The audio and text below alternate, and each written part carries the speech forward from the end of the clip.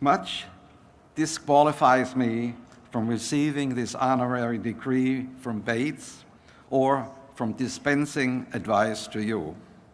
I was a poor student who hated school and dropped out of high school at the age of 16.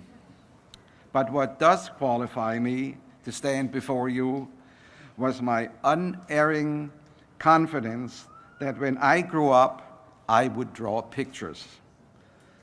I was maybe 4 or 5 years old when I knew that, long before I knew the word artist.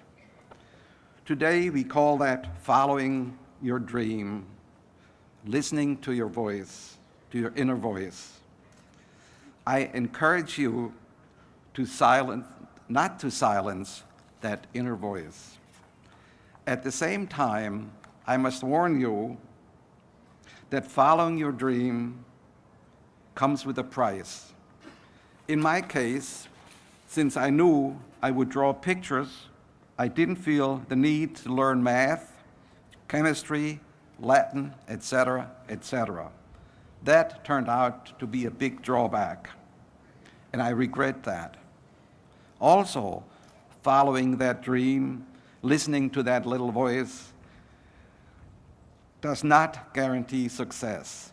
I must really emphasize that. Luck is an ingredient not to be overlooked. I was lucky, a lucky late bloomer. One day, Bill Martin Jr. asked me to illustrate his brown bear, what do you see? After he had seen one of my illustrations for an advertisement. A couple of years later, I wrote my first own book, and I was very careful not to use words. And it is called 1, 2, 3 to the Zoo.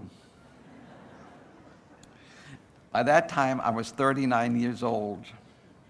Soon afterwards, I absent-mindedly punched holes with a hole puncher into a stack of papers. The holes made me think of a bookworm, and with the help of my good editor, the bookworm became a caterpillar.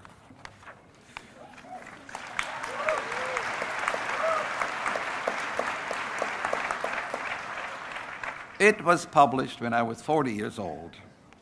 You see, a good editor, a hole puncher in good working order, and a little bit of luck take you a long way.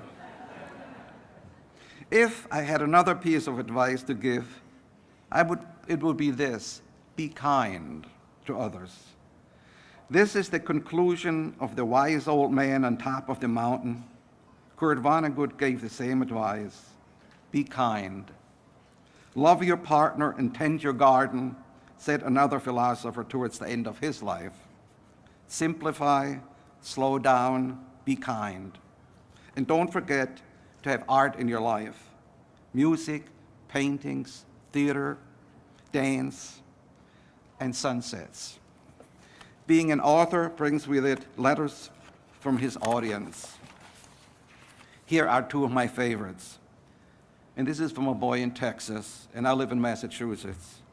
He writes, I wish I could visit you, but I'm not allowed to cross the street.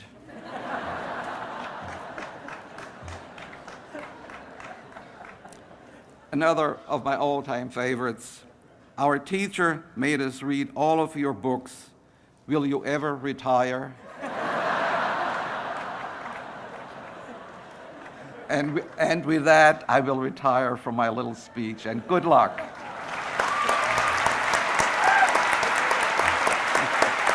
Thank you.